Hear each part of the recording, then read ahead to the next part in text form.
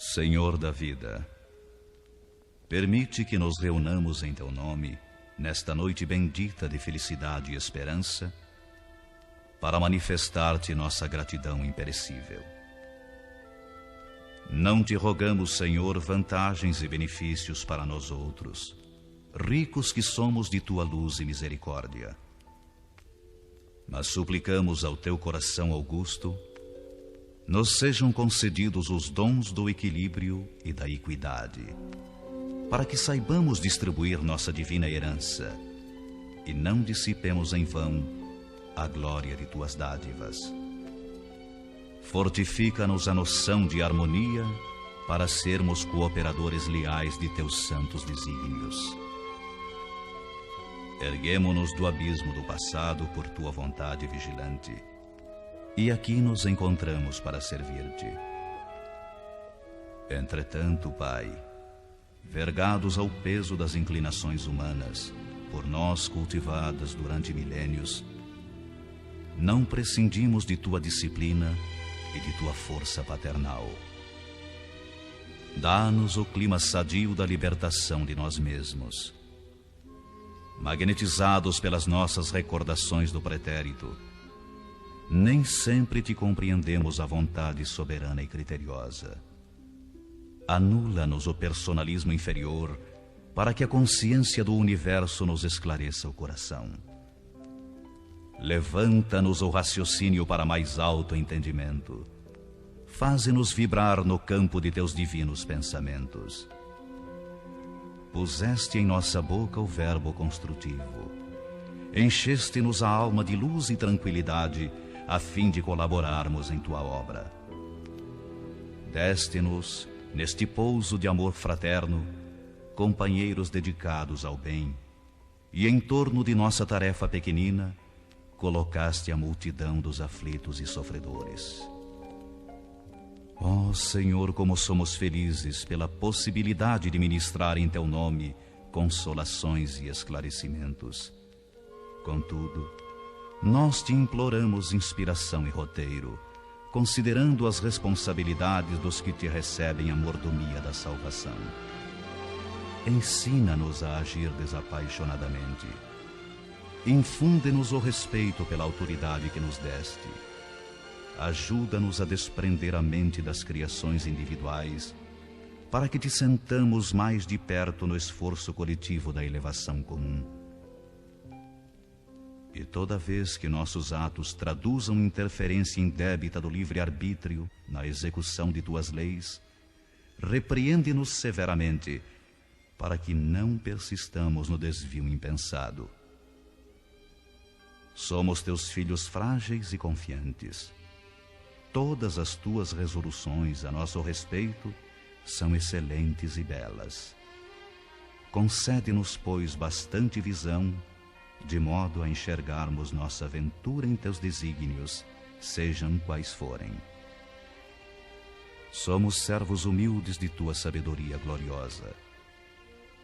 Neste celeiro de paz consoladora, recebemos através de 1000 recursos diferentes a Tua presença indireta, com a qual são atendidos os que choram e padecem. Ó Pai compassivo, que felicidade maior que esta, a de espalhar com nosso Senhor Jesus Cristo as Tuas bênçãos redentoras e carinhosas. Que escola mais rica, além da que se localiza nesta casa, onde aprendemos jubilosos a exercer o dom sublime de dar, dilatando-nos a alegria, estimulando-nos a coragem, santificando-nos a esperança, Tu permites ainda, Senhor, que possamos atender ao coração interessado em lenir e confortar espíritos queridos que se perderam de nossa companhia no curso incessante do tempo. De alma voltada para a Tua magnanimidade, endereçamos-te reconhecimento sem termo. Sê louvado por todos os milênios dos milênios. Sê glorificado por todos os seres da criação. Teus servidores nesta casa de edificação agradecem-te as oportunidades preciosas de trabalho e esperam a continuidade de Tuas bênçãos. Que a Tua infinita luz seja refletida em todo o universo infinito. Assim seja.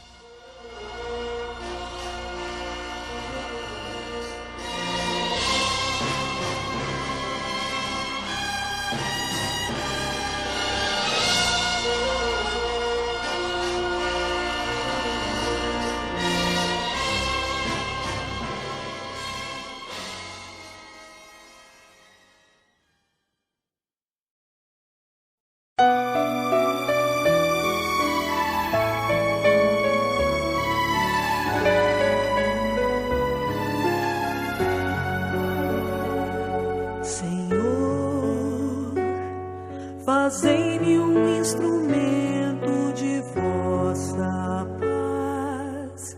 Onde houver ódio, que eu leve o amor. Onde houver ofensa, que eu leve o perdão. Onde houver discórdia, que eu leve a união.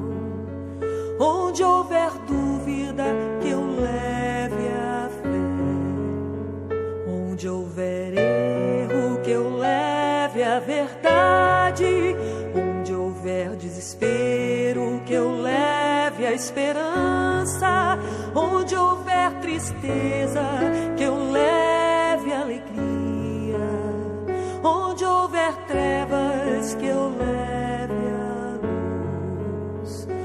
Ó Mestre, fazei que eu procure mais consolar que ser consolado, compreender que ser compreendido, amar que ser amado, pois é dando que se recebe, é perdoando que se é perdoado, e é morrendo que se vive para a vida eterna.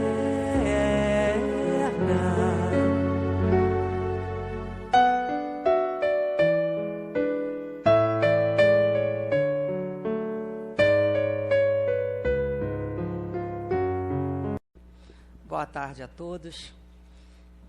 É uma prova também, é uma escolha de prova estar aqui nesse momento. Ainda bem que estamos na presença de tantos amigos que passam a prova da paciência com a gente.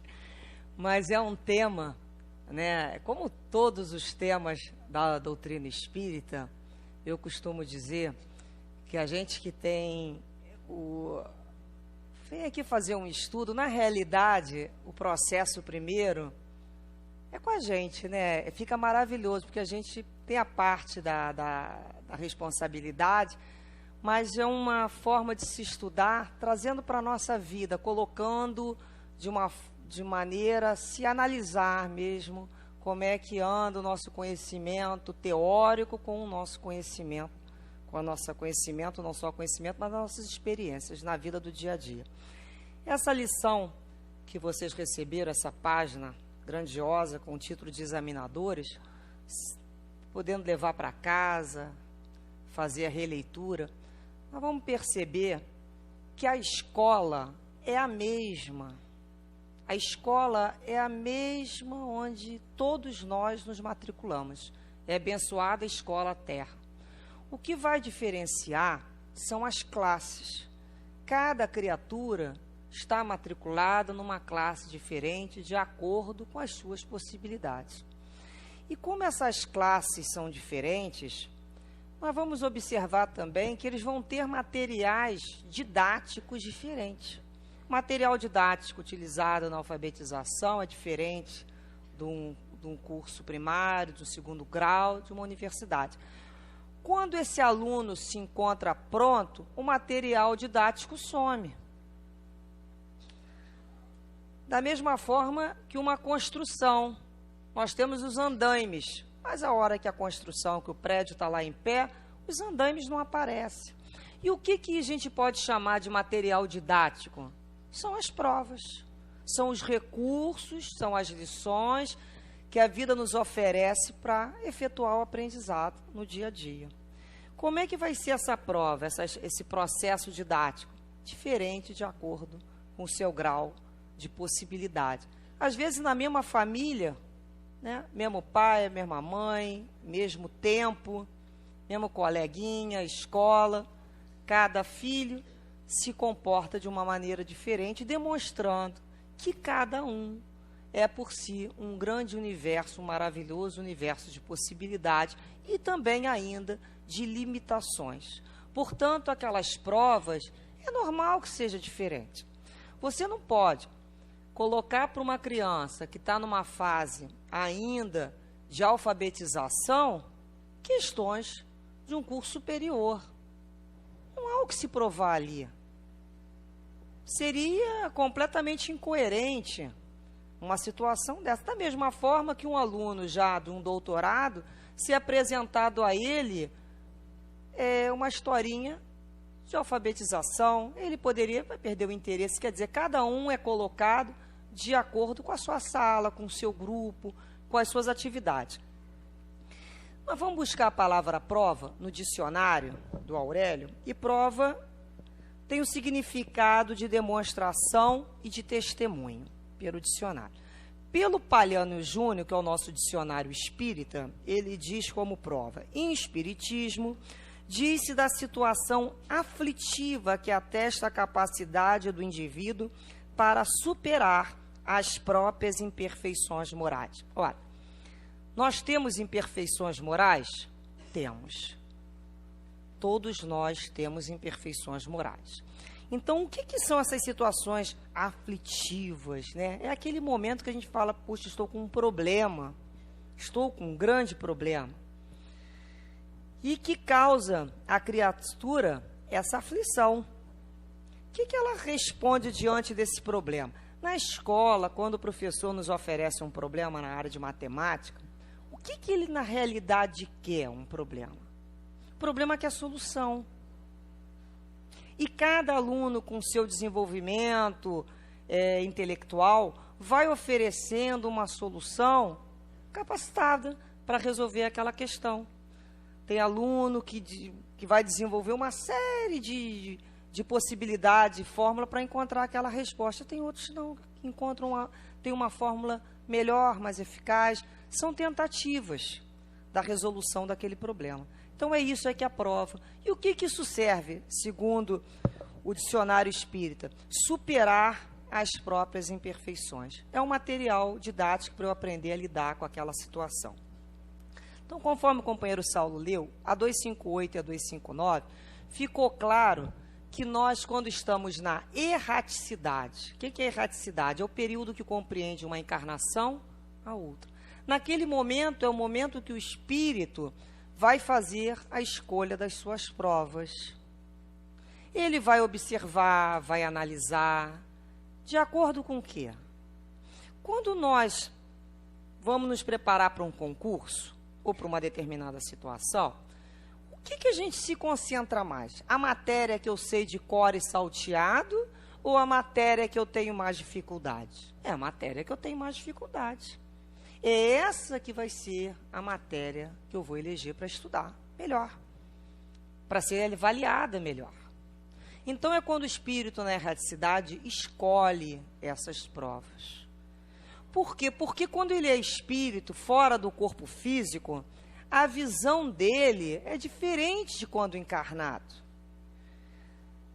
Então, toda essa questão que hoje me é difícil, como espírito, não há dificuldade, a visão é outra.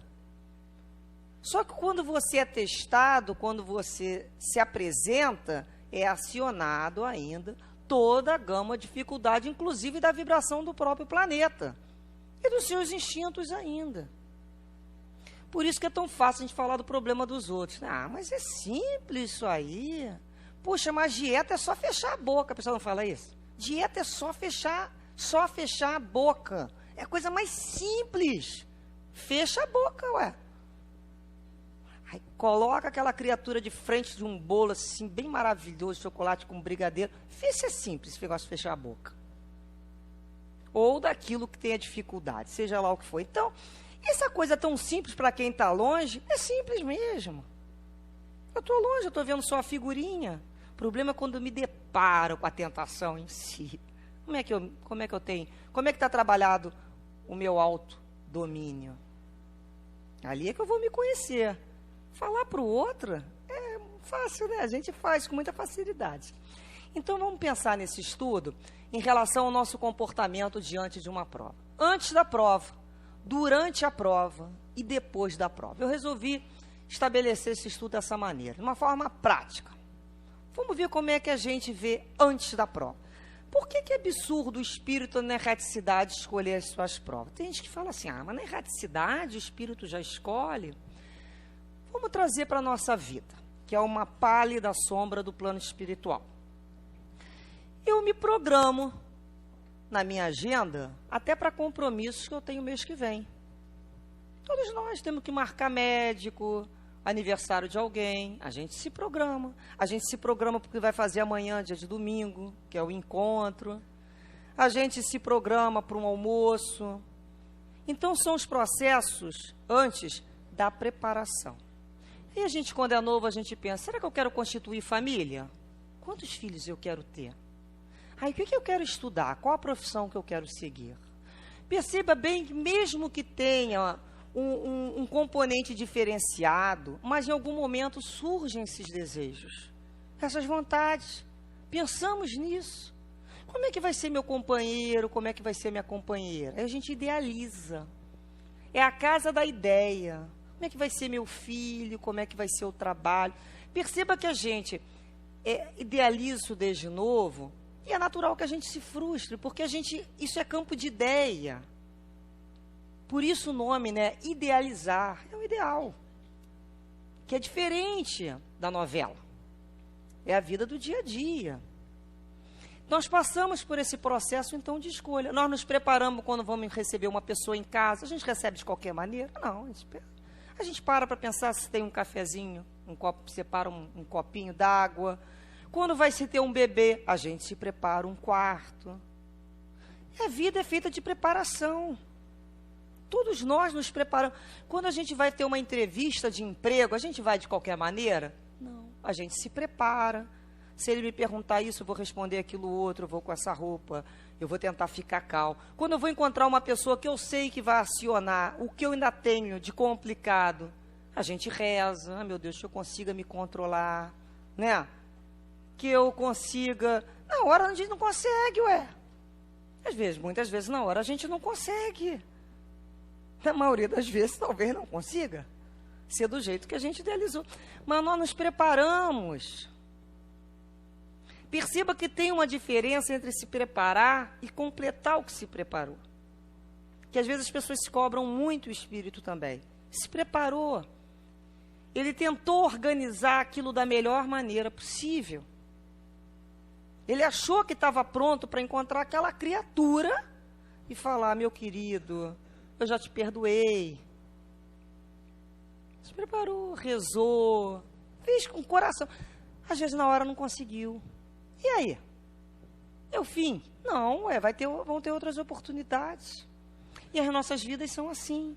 São benditas oportunidades que o Espírito vem trazendo da erraticidade, essas vontades, esses desejos, esses planejamentos em várias áreas. Então, é natural. A pergunta também é a seguinte. Todos se preparam? Para um concurso, para uma prova, todos os espíritos, todos nós estamos preparados? Quanta gente a gente conhece que vai fazer uma prova e fala assim, não deu tempo de eu estudar nada. Mas seja o que Deus quiser. É o famoso seja o que Deus quiser, não sei nem o que estou fazendo aqui, mas botei meu nome com uma letra bonita. Ele escolheu aquele comportamento? Escolheu. Então, é quando a gente começa a perceber que não houve também preparação. Ele foi lá do jeito que deu para ser.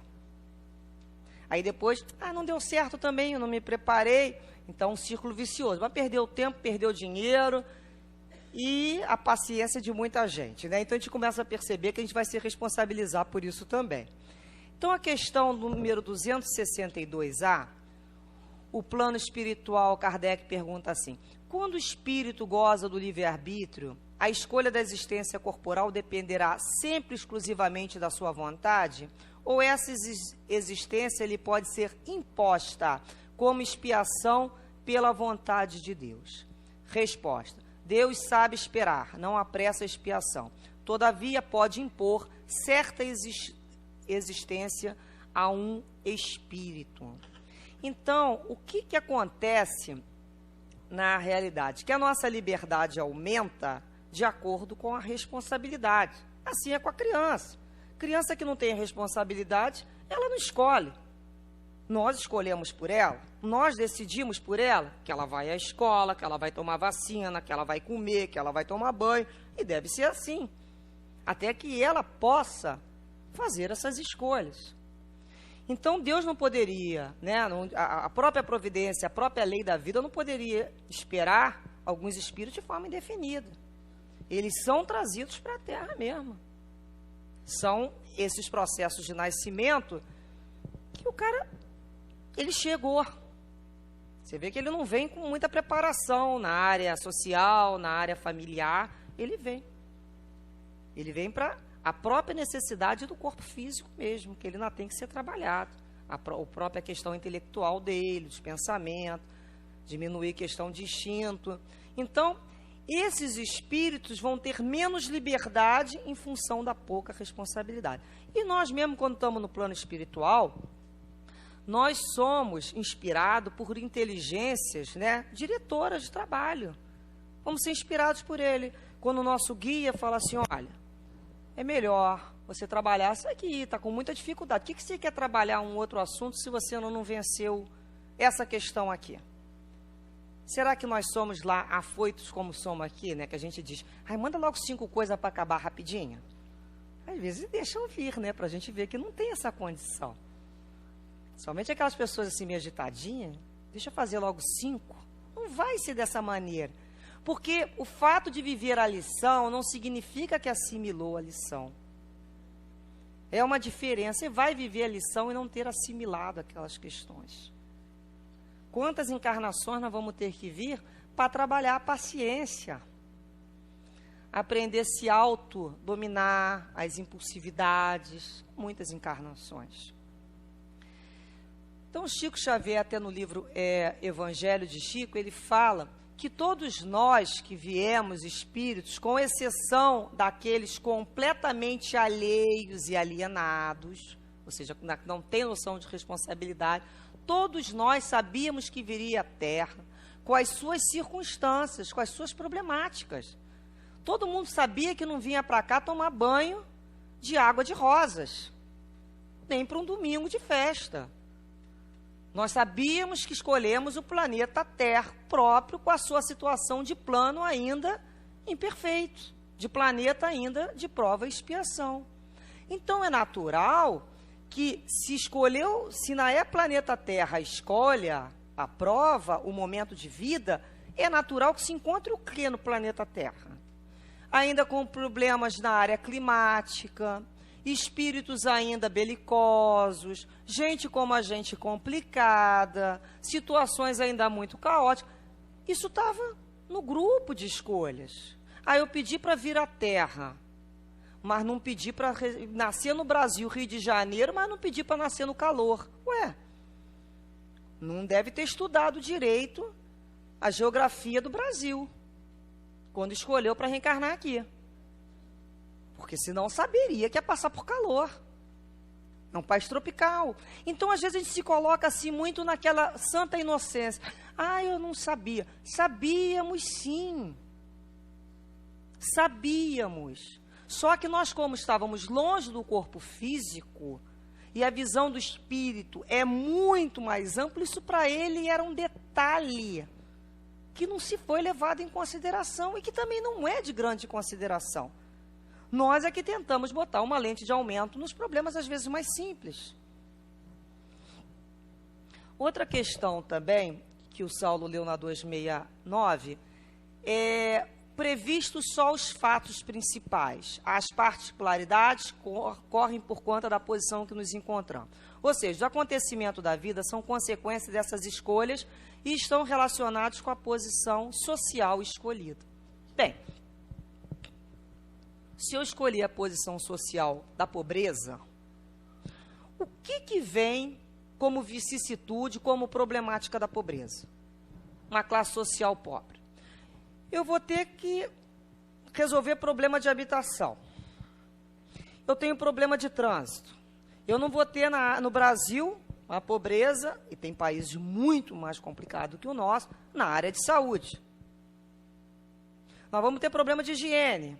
Nós temos que vai agravar problema de violências. Olha a situação que não foi pedida. Mas quando você faz a escolha da situação de pobreza, toda essa situação, essa circunstância vai te envolver. E vai tentar te arrastar. O pobre, né, nós somos pobres, sofremos o quê? Uma coisa chamada contrariedade. Que é gente mais contrariada do que pobre? Pobre é contrariado. O médico não está lá, o ônibus não está lá, não sei o que ela não está lá, não sei o que não está lá, não está lá, não está lá, não está lá, não está lá, meu salário não está lá direito. Um montão de coisa, não é contrariado? O que essa contrariedade, que eu não escolhi, mas escolhi a prova da pobreza, pode acionar em mim? A irritação, a cólera, o desespero e a revolta. Daqui a pouco estou eu revoltada com as contrariedades, né? Xingando Deus e o mundo e quem estiver do meu lado, porque eu estou sendo contrariada. Como é que eu vim parar aqui? Eu escolhi. É isso que nós temos que ter na nossa mente. Nós escolhemos. A gente vai estar exposto a certas situações e nós vamos ser submetidos a um arrastamento que vamos ter que evitar. Então, nós vamos nascer na condição de pobres em áreas de moradores, de espíritos ainda bem complicados, que vai tentar nos arrastar e nos acionar situações muito difíceis. E é essa situação que eu vou ter que vencer. Quem escolhe a prova da riqueza? Ai, que maravilha. Não. Ele tem uma série de circunstâncias. Ele vai ter que lidar com a questão dos bens, sem se apegar demais nem ser pródigo. Ele vai ter que aprender a lidar com o poder. Ele vai ter que aprender a lidar com situações ali de amigos especulativos. Conhece? Amigos especulativos ao redor daquela criatura que ela está sempre insegura. Quem são os amigos realmente dele? Coisas que eu também não sei dizer o resto, porque só quem passa pela prova da riqueza que deve conhecer isso melhor. Mas às vezes a gente pensa assim, pedimos a prova, resolvemos vivenciar, né, a maternidade. E levantar de noite para esquentar mamadeira, pedimos? Para passar uma madrugada com criança chorando? Estava junto, só que a gente não sabia. Então eu costumo dizer que é o kit. Tem o principal e os acessórios. Aquela goteira em casa não foi principal. Aquilo é o acessório que vem na prova da pobreza. Esse trem que não sai nunca estava no kit. É porque a gente só quer ver o foco e esquece que tem os acessórios. Então, quando a gente vê uma situação, a gente repara, isso é o principal ou é o acessório? E lembrar também que nós vamos ainda reencarnar nos meios mais diversos. Nós vamos passar por várias situações para aprender, porque senão a gente não aprende a se colocar no lugar do outro. Aqui, por exemplo, nós temos o espírito, né, da Condessa Paula, que era uma mulher riquíssima, num ambiente social maravilhoso, né, nobre, num local lindo. E ela era uma mulher nobre, no seu espírito nobre, solidária, fraterna. E ela foi, após o desencarne dela, foi invocada para dizer, ela viveu, ela era bonita, amada, e rica. E um maridão. Gente, ela teve... É a prova que todo mundo pediu, né? Vocês vão falar assim, mas olha só, como é que ela fala sobre essa prova. Não foi sem luta que alcancei a posição que ora ocupo, no plano espiritual. Porque ela fala assim, tendes razão em pensar que sou feliz. Mas eu estive na terra entre os felizes, pois não me lembro de haver experimentado um só desgosto real. Juventude, homenagem, saúde e fortuna. Tudo que entre vós outros constitui felicidade, eu possuía. Ela afirma isso. Pois ela fala, no plano espiritual ela estava numa posição de espíritos felizes. Não foi sem luta que alcancei a posição que ora ocupo. Na vida espiritual, e ficai certo que a minha última existência, essa última de riqueza, por mais meritória que porventura vos pareça, não era por si só e a tanto suficiente. Em várias existências passei por prova de trabalho e miséria, que voluntariamente havia escolhido para fortalecer e depurar o meu espírito. Dessas provas, tive a dita de triunfar, vindo a faltar, no entanto, uma, porventura de todas a mais perigosa, a da fortuna e bem-estar materiais, um bem-estar sem sombras de desgosto. Nessa consistia o perigo, e antes de o tentar, eu quis sentir-me assaz forte para não sucumbir. Trabalhadores, estou nas vossas fileiras, eu, a dama nobre, ganhei, como vós, o pão com suor do meu rosto, saturei-me de privações, sofri revés, e foi isso que me retemperou as forças da alma. Do contrário, eu teria falido na última prova, o que me teria deixado para trás na minha carreira. Como eu, também vós tereis a vossa prova da riqueza. Mas não vos apresseis em pedi-la muito cedo. E vós outros, ricos, tende sempre em mente que a verdadeira fortuna, a fortuna imorredoura, não existe na terra. Procurai antes saber o preço pelo qual podeis alcançar os benefícios do Todo-Poderoso. Então, não tenhamos pressa, porque ela teve vidas e muitas vidas de miséria e de muito sofrimento. Você imagina a gente com o poder, na hora que é contrariado, o que nós faríamos? Eu tiro, às vezes a gente se vê em situações, pensa, se eu tivesse o poder. Aí quando eu penso o que eu faria, eu falo, graças a Deus eu não tenho. Iria complicar muito. Então a gente não sabe nem impedir.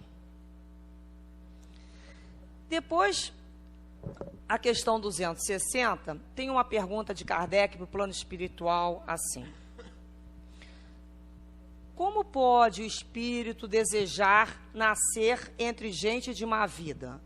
Forçoso, resposta. Forçoso é que seja posto no meio social onde possa sofrer a prova que pediu. É necessário que haja analogia, semelhança. Para lutar contra o instinto do roubo, preciso que se ache em contato com gente dada à prática do roubo. Ou seja, ele escolheu nascer entre espíritos malfeitores, sabia que passaria pela influenciação, pelo arrastamento. Se um espírito, ele quer ser, ele está vencendo a prova do alcoolismo, como é que ele vai saber se ele conseguiu? Como é que a gente sabe que já tem autodomínio?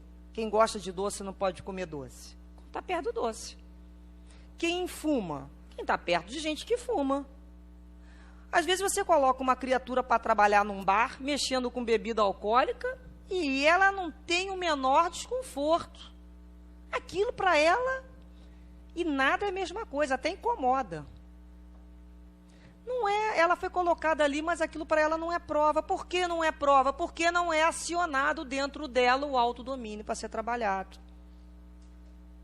Como é que nós sabemos que aquilo é problemático? Porque nós temos problema com aquela situação. Por isso nós estamos ali. Por que nós somos acionados com os nossos parentes, com amigos, em casa? Em que situações nós estamos sendo acionados? É ali a nossa dificuldade. Aquilo que eu tenho facilidade, eu não preciso ser testada. Quantas coisas nós passamos e não faz a menor diferença, e para o outro aquilo é um problema incrível. E assim nós vamos percebendo o que é prova e o que não é prova na nossa vida. A questão também do arrastamento, que o Kardec fala aqui, que a gente tem que lembrar, quando você é colocado, sabia que ia passar pelo arrastamento. Quer dizer, você vive num meio onde só tem muito vício. Hoje em dia, principalmente, tem a questão das drogas. Todos nós sabemos, isso não é problema se falar. Nós sabemos que vivenciamos.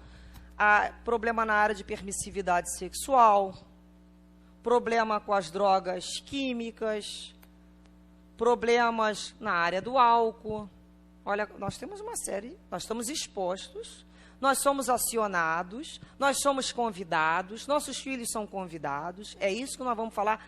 Vai existir o arrastamento.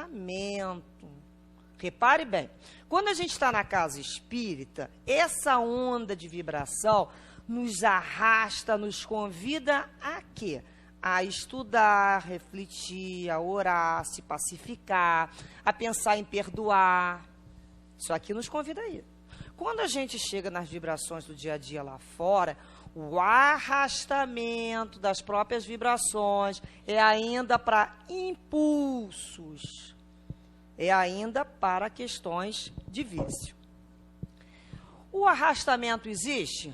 Existe. A questão é, ele é irresistível? Não, não é irresistível. O que o espírito escolheu passar naquela prova? Agora 264. O que é que dirige o espírito na escolha da prova que ele queira sofrer? Resposta: ele escolhe de acordo com a natureza das suas faltas que o levem à exposição 10 e a progredir mais depressa.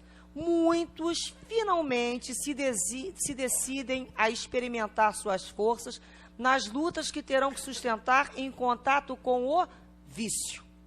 Mais uma vez. O que é a prova do vício? Viver no meio de gente viciada.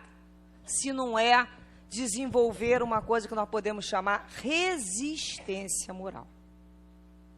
É quando a gente olha aquilo ali e fala, olha, eu vou dizer uma coisa, isso não me atrai. Isso me atrai, mas eu não posso mais. Eu fiz uma escolha pela vida, eu fiz uma escolha pela saúde, eu fiz uma escolha para ser modelo dos meus filhos, eu fiz uma escolha de não ter cárcere, nem algema e nem ser refém de nada. Foi a escolha que eu fiz. É difícil? É. Mas é a resistência moral. Um dia muito difícil. O segundo dia é difícil, o terceiro dia é difícil, e conforme a criatura vai desenvolvendo a sua vontade, ela vai conseguindo aplanar esse grande obstáculo. Então, por que o espírito escolheu nascer ali? Para tentar a prova de resistir ao vício. Se ele sucumbir, retorna. Quantas vezes foram necessárias para ele aprender a conviver, a olhar e falar, isso não me aciona mais vontade. Eu já olho para isso, eu olho uma bebida e aquilo me dá incômodo, o cheiro já incomoda, essa maneira das pessoas se comportarem com esse vício já não é mais o meu interesse como espírito. Até que um dia ele se comporta dessa maneira, como alguma coisa que realmente não o acione de forma mais séria. A questão 644, Kardec perguntou assim, para certos homens, o meio onde se acham colocados não representam a causa primária de muitos vícios e crimes, ou seja, ele nasceu ali. Não é certo, então, que, já não tem outro jeito? Ele vai ser um viciado, ele vai ser um criminoso. Resposta. Aí há uma prova que o espírito escolheu, quando em liberdade, levado pelo desejo de expor-se à tentação para ter o mérito da resistência. Olha o que o espírito escolheu como prova. Mérito de resistir. Nós podemos também pensar como é que nós nos vemos diante da prova, no momento da prova. Tem gente que fala assim, na hora da prova, que chega e olha lá a folhinha, né? Vamos imaginar uma prova assim escrita, né? Ai, não estudei nada, pega a prova e roda ela assim, não sabe nem por onde ela começa. Outros falam assim, ai meu Deus, que desespero isso aqui, não vejo a hora de acabar o horário para eu poder devolver isso o mais rápido possível. Entra no desespero. E outros falam assim, puxa, eu me preparei tanto para isso aqui, Deixa eu fazer isso aqui com calma. Deixa eu ver se tem alguma questão aqui meio capciosa, uma casquinha de banana que queira me pegar. Deixa eu examinar isso aqui com cuidado para saber o que esse examinador está realmente querendo, para eu não me equivocar da resposta errada. E assim, nós vamos vendo os diferentes componentes das nossas provas. Todos nós aqui passamos por provas. Repare que, às vezes, quanto mais a gente resiste, às vezes, a situação mais insiste. Não tem um caso que é assim? Quanto mais eu resisto, quanto mais rezo, mais assombração me aparece. É mentira isso, que não parece assombração porque você mais reza. É porque você, na realidade, você não está orando, você está querendo fugir que aquela situação receba um raio divino e suma da tua frente. Eu sei porque eu passei por isso há pouco tempo. Dá para tirar isso, dar um raio divino, desmontar essa pedra da minha frente? E a gente fica imaginando a solução divina. Não, eu estou sofrendo aqui, mas numa hora Deus vai chegar, vai colocar tudo claro para todo mundo entender e vai me tirar dessa situação de provação e eu vou conseguir. Olha que coisa vaidosa, meio vitoriosa, né? A gente vai ser tirado daquela situação com glória. E eu esperando, e os meses passando, e bebendo cálice. Não, esse mês agora vai me tirar dessa situação, e a situação não acaba. Até que foi numa prece eu percebi assim, vou conseguir vencer. Só que nossa ideia de vencer uma luta é vencer de forma vitoriosa, bonita. A gente não quer vencer por baixo, a gente quer vencer por cima, com a nossa cabeça. Nós fomos educados para vencer. E nós oramos, nós vamos vencer, nós temos amigos espirituais, nós vamos vencer. Eu tive um colega que virou para mim e ainda falou assim, pois é, você está passando por essa situação, sabe por quê? Você não tem uma boa religião. Deus te abandonou. Porque se você tivesse Deus como eu tenho, eu não vivia isso. Olha a outra prova de calar a boca e lembrar. Aí foi quando eu entrei em prece, você começa uma porta fechada, a outra porta fechada. Não, aquela dali vai estar aberta, né? Não, está fechada. Aí você, se você bobear, você quer fugir, né? E o plano espiritual vem dizer, olha, o que é para você vencer? Vai acabar sim bem, mas o que é acabar bem para você? Será que acabar bem para você é acabar bem essa situação? Ou não será vivenciar toda a situação que tem que ser vivenciada? Isso é acabar bem. Então, nós vamos percebendo que essa situação repetitiva está nos alertando para aprender. A gente muda de local, se muda. A gente muda de companheiro e companheira. A gente muda de local de trabalho. A gente vai mudando e a situação volta com a outra pessoa, no outro bairro, no outro trabalho. O que você percebe ali? Está me perseguindo a situação. Não, você não resolveu. Enquanto você não resolver, a lição não terminou. Ela vai, é como uma algema. Quanto mais você puxa, mais ela vai apertando. A situação é para que você caminhe com o aprendizado, não é para fugir. Então não adianta falar, não quero ver isso. Não, vai ter que ver. Vai ter que viver, vai ter que chorar, vai ter que sofrer, vai ter que passar pelo processo de dor e aprender. Que aquilo não termina dessa maneira. Termina quando chegar um fim. Só que a gente quer antecipar um pouco esse fim. Outra questão é a questão que eu falei aqui, entrar no desespero. É aquele momento que a pessoa, né, a dificuldade ela não é tão grande assim não. Mas o desespero faz com que a situação aumente. A pessoa não escuta nada. Ela só grita, berra, chora, se desespera, parece um disco assim. O próprio mentor espiritual quer chegar perto, é quase empurrado para longe. Tal a mente dela, encerra numa única ideia de não aceitação, que ela não ouve. Ela está dentro do olho do problema. Por ela estar dentro do olho, ela não olha. Por isso que quem está fora, olha melhor. É o momento que você sai e fala, isso não vai parar agora. Eu vou ter que passar a administrar essa situação. É quando ela deixa de ser mais visceral. Você olha a situação com mais inteligência, menos emoção e mais inteligência racional.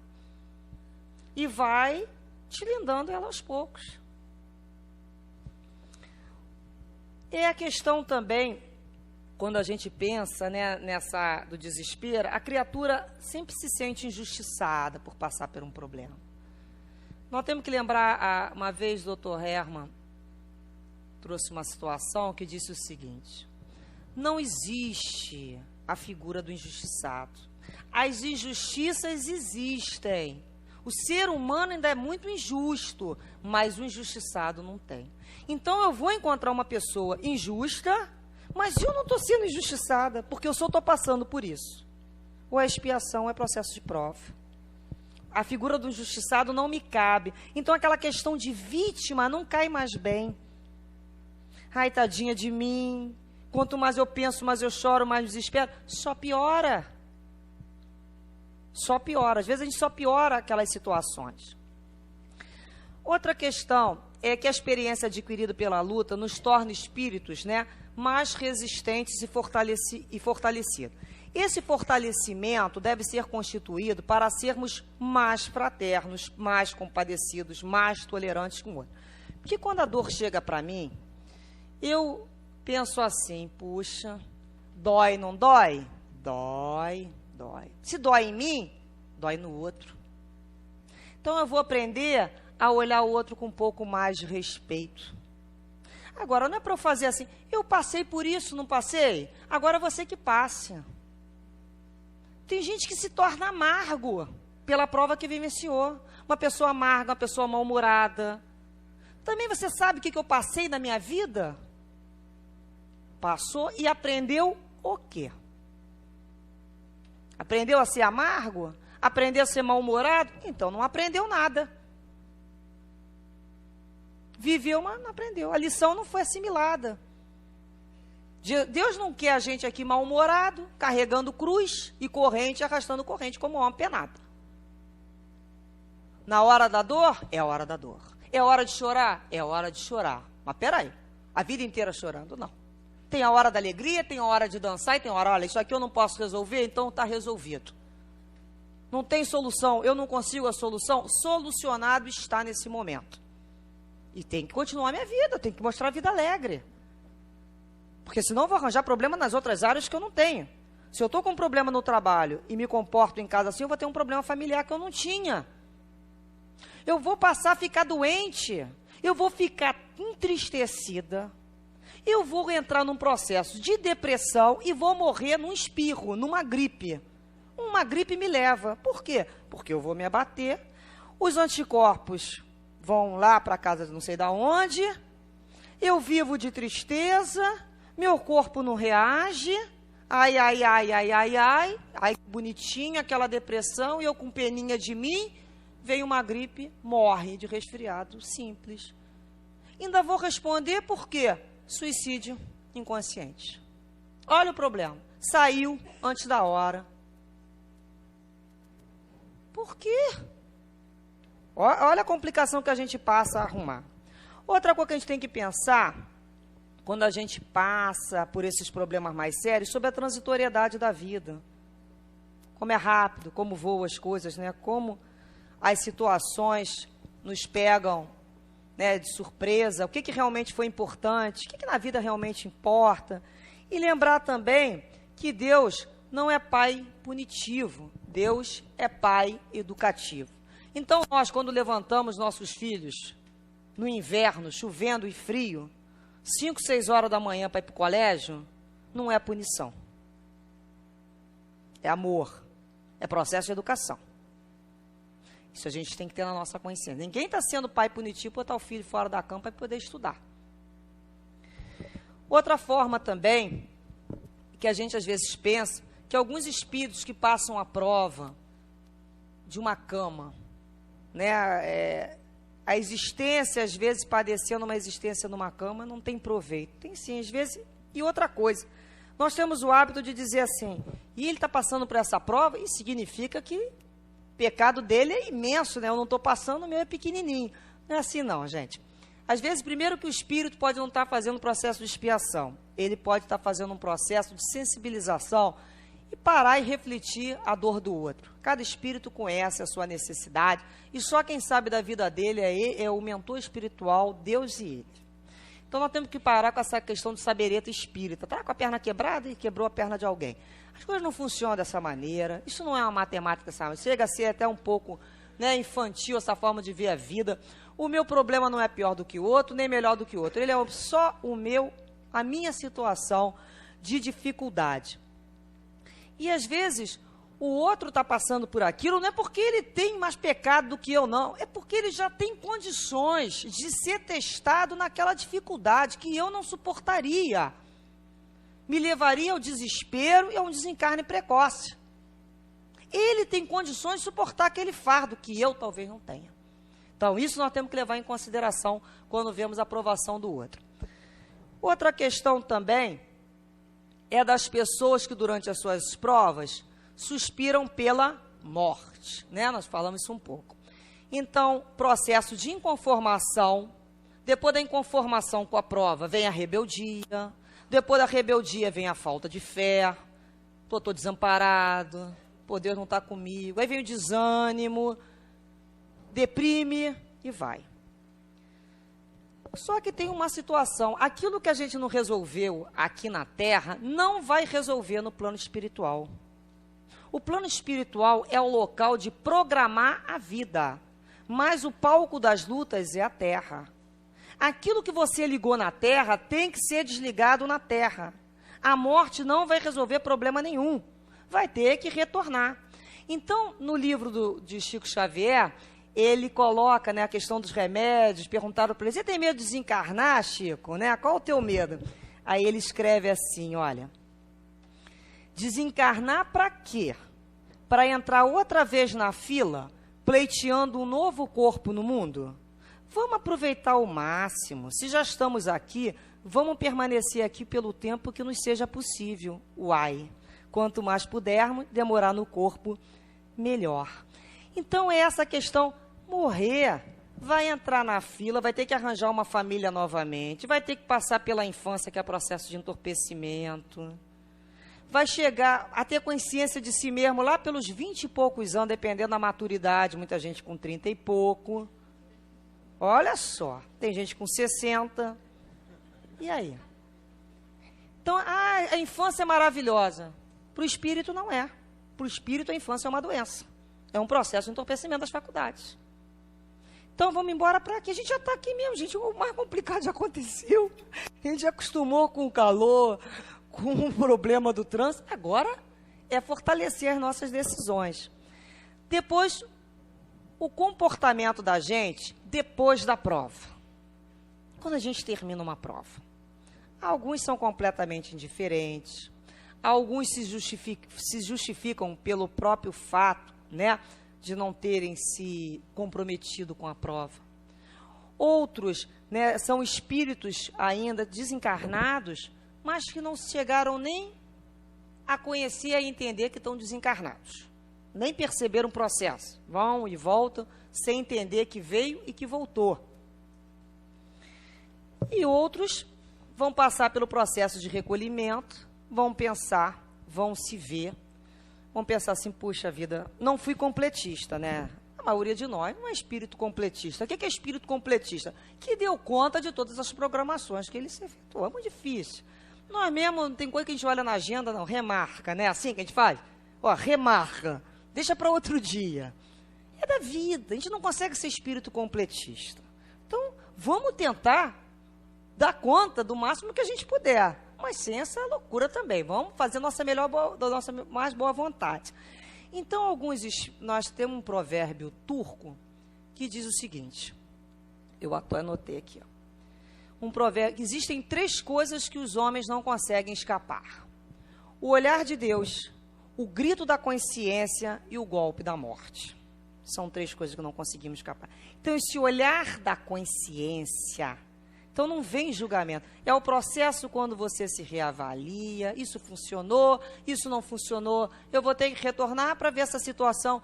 O espírito fica na necessidade, observando, pesquisando as suas dificuldades, fazendo programando novas tentativas para um novo retorno. Até que de progresso em progresso, de vida em vida, ele vai aumentando em sabedoria, vai aumentando em discernimento, e a vida dele vai se aformoseando pelo espírito dele, até que um dia ele se torne um espírito de pureza. E quando esse espírito é puro, não há mais necessidade de ser testado, porque o que está pronto não precisa passar por prova. Ele está pronto, é um espírito pronto. Chico, falando com Emmanuel, disse assim: achei interessante a sua definição da vida como sendo um somatório de dificuldades. Para nós, os espíritos internados na Terra, nada mais certo. Então ele fala que o tempo já vivido me fez perder a vista do somatório dos meus obstáculos, e não digo que me habituei a eles, porque seria omitir a verdade, mas a compreensão que devo esperar por eles me faz erguer o corpo cada manhã.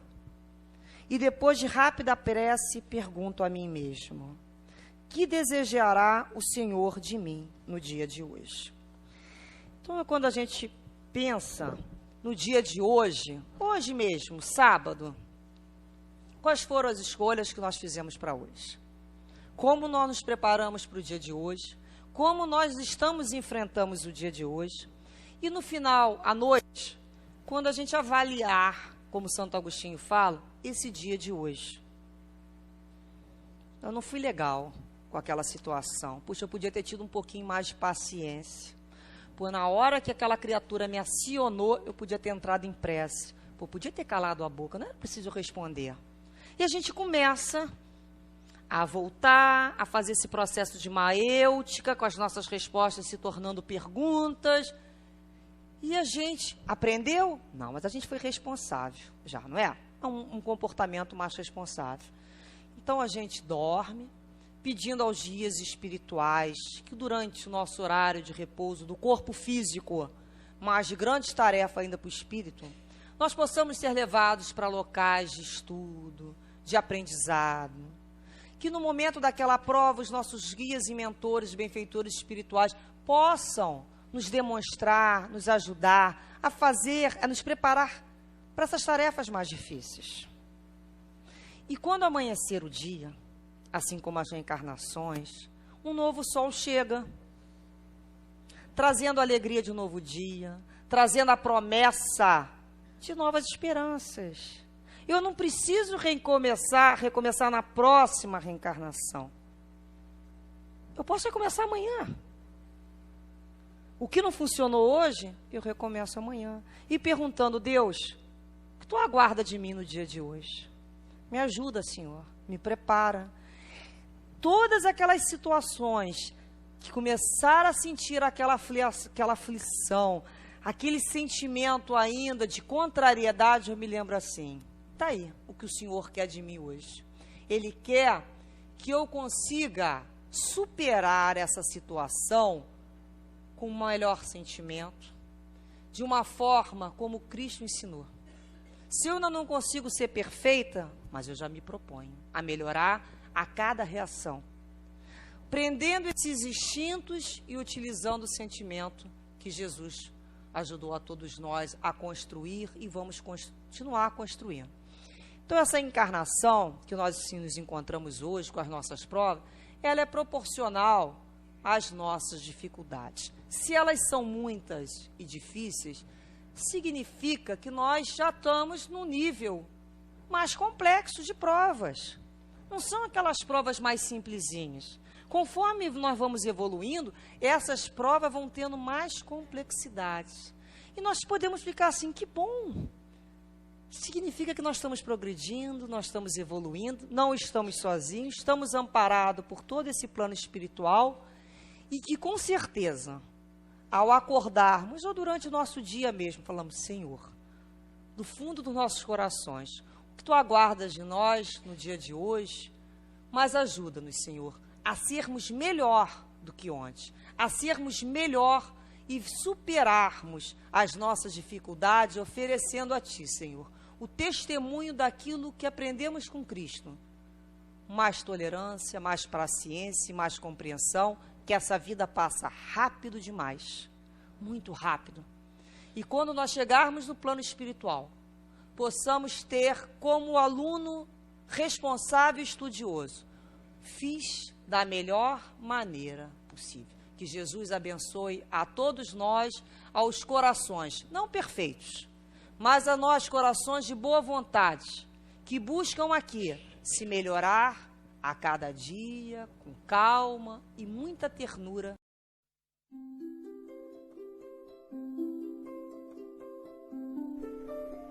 Passe virtual. Depois de iniciado o passe, não pense em mais nada.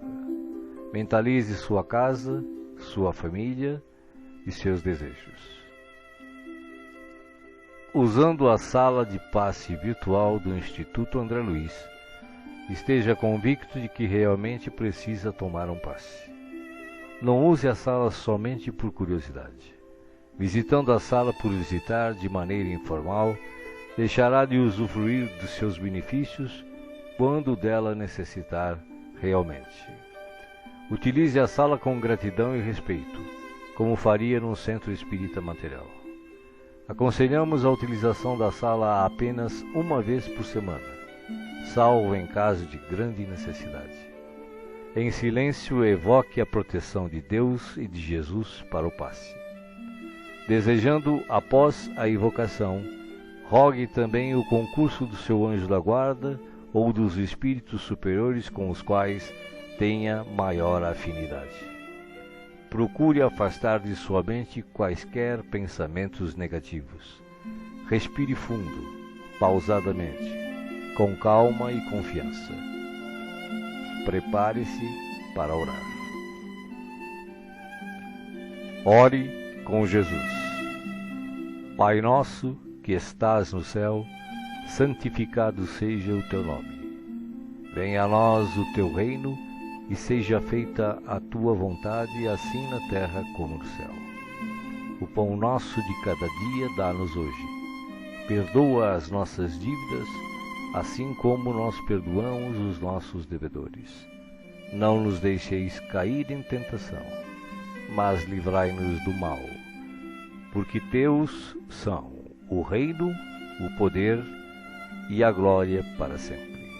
Assim seja. Vamos dar início ao passe.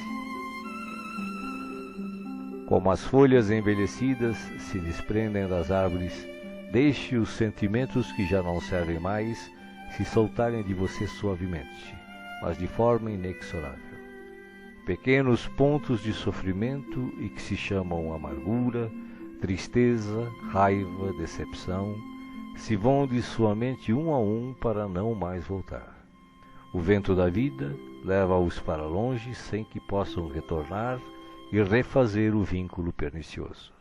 Pouco a pouco a árvore de suas emoções vai se esvaziando de negatividade até mostrar-se limpa e pronta para a renovação.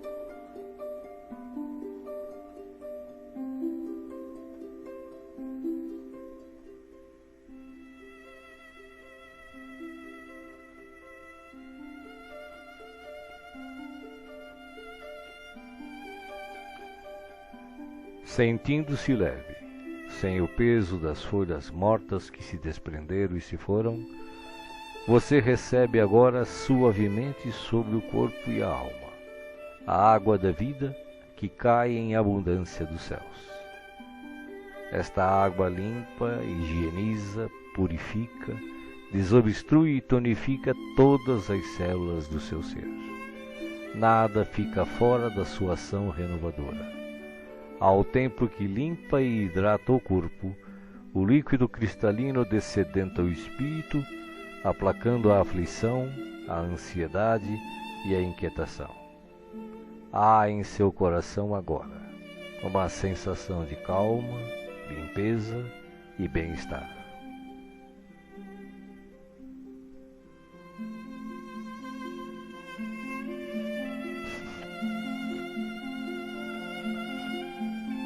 um leve frio, e eis que o sol de Deus surge para aquecer e aconchegar. Os raios cariciosos penetram-no por inteiro, aquecendo-o ternamente qual materno abraço, proporcionando conforto e segurança ao coração. Neste momento, o amor maior aquece o seu ser, afastando o gelo de toda e qualquer aflição. Nenhum outro sentimento que não o de alegria e confiança assomam à sua mente agora. Você está em paz, envolvido pelo calor que o protege.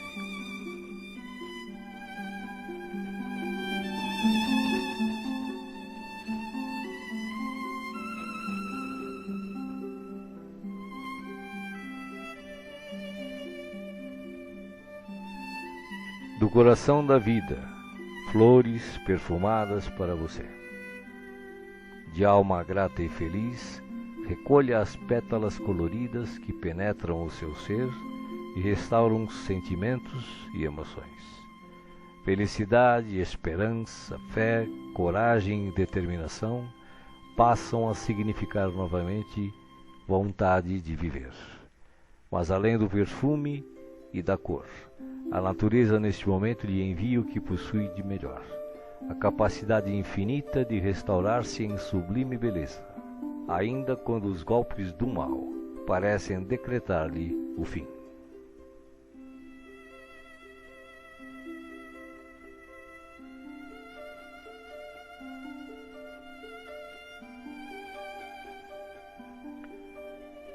As mãos divinas estão repletas de luz.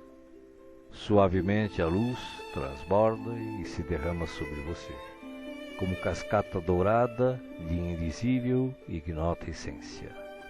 A alma, pouco a pouco, se impregna de doce felicidade, permitindo o renascimento íntimo dos mais nobres propósitos de elevação, progresso e realização. Banhado em sublime força, você se entrega profundamente ao doador da luz, absorvendo as energias que darão a partir de agora novo e abençoado impulso ao seu viver.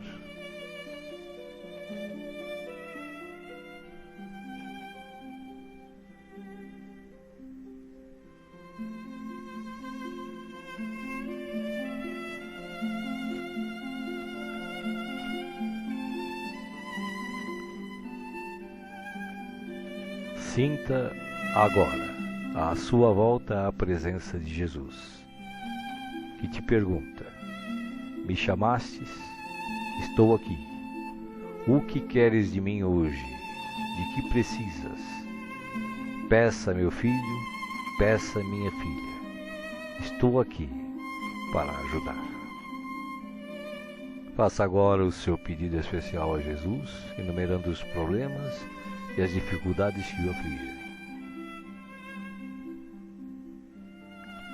Escutei o que pedistes, com amor e atenção. Agora, conto com a tua fé, a tua confiança em mim, para a solução dos teus problemas. Vai em paz. Te acompanharei com os olhos, não te perderei. Creia em Deus, creia também em mim. Estarei com você todos os dias, até o fim. Seja feliz. Deixo-vos a paz, a minha paz vos dou. Não vou-la dou como o mundo a dá. Não se turbe o vosso coração. Crede em Deus, crede também em mim. Não se turbe o vosso coração, nem se atemorize. Eu sou o caminho e a verdade e a vida. Ninguém vai ao Pai a não ser por mim. Os bons espíritos, os espíritos puros e as falanges de luz também enviam a você agora as melhores emanações de paz, saúde, alegria e refazimento, do mais altos desde as mais belas cidades espirituais até a morada dos anjos, em uníssono com o Criador, uma radiosa luz o envolve plenamente. Você não está só. O universo inteiro pulsa o amor de que se constitui, e este amor quer tocá-lo agora, em toda a sua plenitude, para que os problemas, as dores, as enfermidades e as dificuldades em geral sejam afastadas em favor da sua paz e renovação. Você está recebendo vida, vida em abundância. Guarde-a no coração.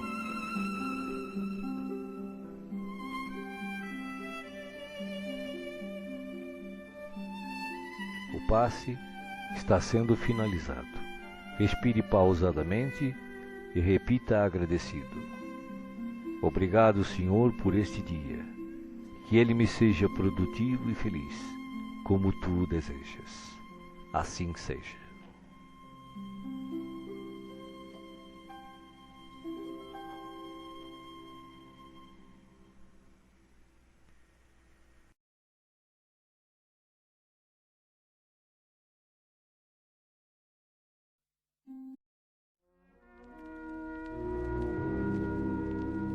A ti, Senhor, nossos agradecimentos por esta hora de paz intraduzível e de infinita luz.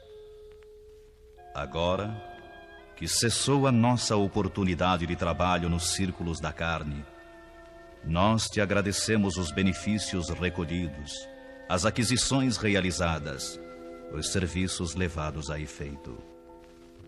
Mais que nunca, reconhecemos hoje a tua magnanimidade indefinível, que nos utilizou o deficiente instrumento na concretização de sublimes desígnios.